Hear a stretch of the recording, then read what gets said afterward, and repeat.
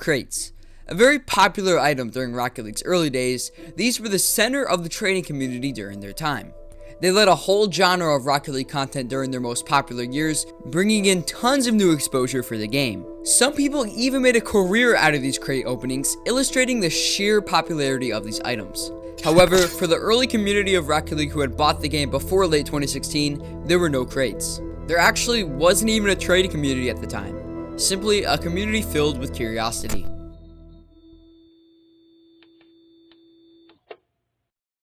New mechanics were found at an extremely consistent rate, such as the half flip, ceiling shot, and flip reset. While there were new things being found nearly every update it seemed, one thing that wasn't updated too often was the item pool.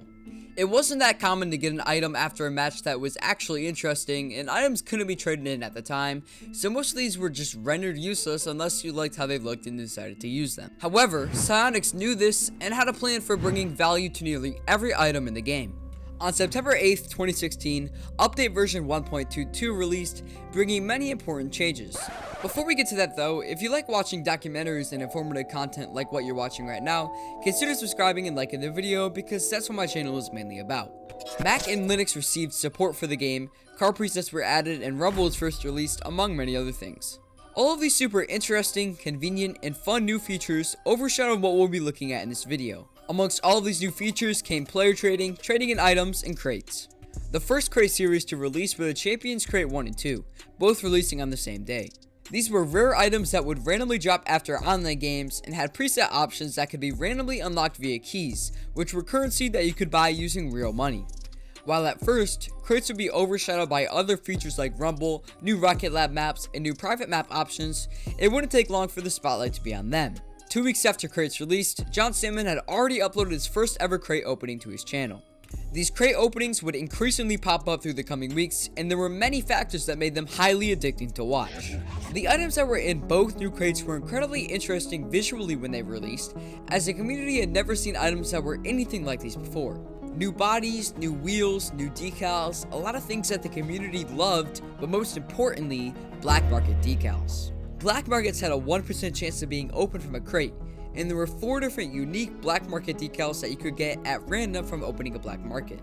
Along with these items being incredibly valuable for the time, they were also the most visually interesting decals to ever release. With all of these factors not only playing into the hands of the content creators racking in views, but also the players who had just as much fun opening the crates themselves, Psyonix had hit the jackpot on the perfect mix between financial income and publicity.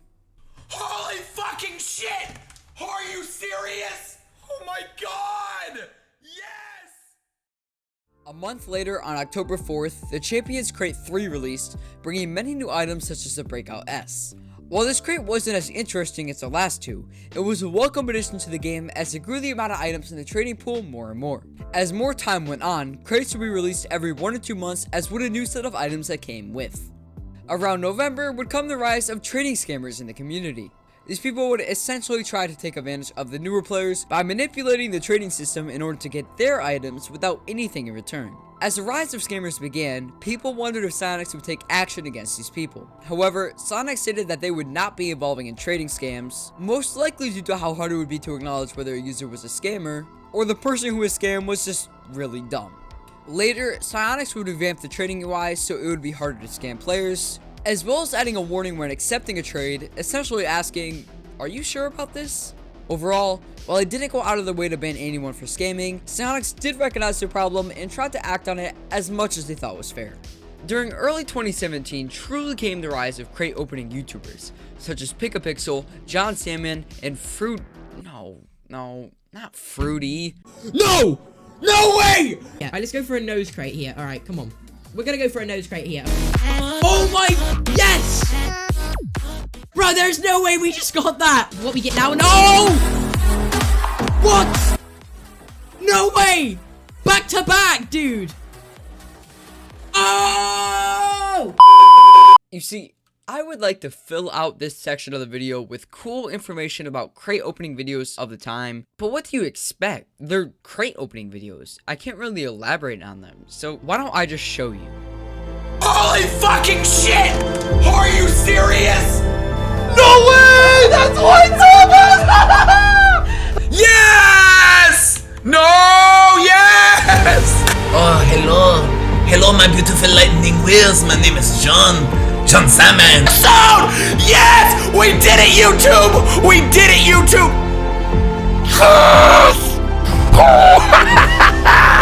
Oh my days! No way! You have no idea! Yes! Hexed! Yes! Yes! Yes! Oh my God, baby! We are done! Oh my God! 2 in the same episode! Parallax! We have it! We did it! Yes! Yes! Yes! Yes! Parallax! I'll take it! I'll take it! Yes! Yes! Yes! Yes! Let's go! Let's go! Yes! Let's go! 100 crates! Let's go! Yes! Yahoo! Woo! Yeah! Hey, no one's home! I can't tell anyone! The heat wave!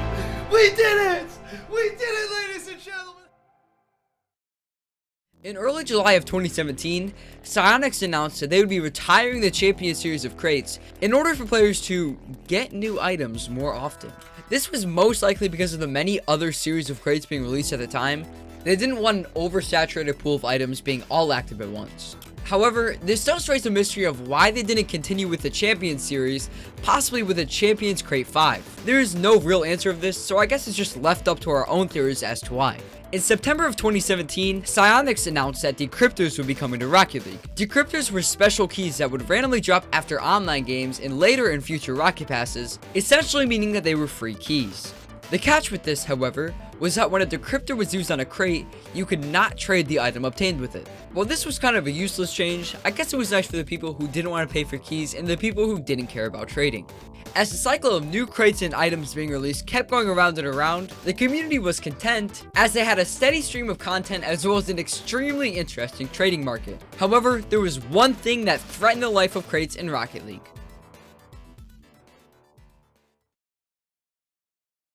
In May of 2019, it was announced that Epic Games had acquired Psyonix, and by extension, Rocket League. Now, ordinarily, this wouldn't have had an effect on the health of the crates in the trade market, but there was one small problem.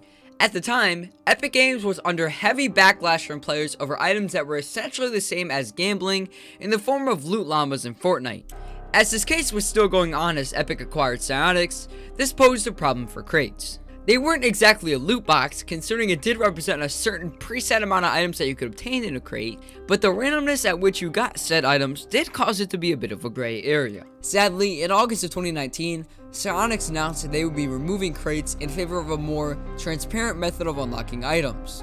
The community was understandably furious at Epic Games for taking away one of the most entertaining parts of Rocket League and essentially ripping away a whole subgenre of content. Later, as the Epic Games loot box settlement came to close in February of 2021, Psyonix finally announced that those who had bought keys before the retirement of crates would be converted into credits. While this was met with a lot of negative backlash from the community, the spirit of crates had not fully left the game. During the free-to-play update in September of 2020, a new form of crates appeared called drops. These were like crates, except you could only get a specific 3 rarities of items based on the rarity of the drop, and they were free to open. This was made as a compromise to keep the crate opening community alive, while simultaneously not turning them into loot boxes as they had in the past. This essentially would save the crate opening community, as it was nearly identical to crates, except you didn't have to pay for keys to open them.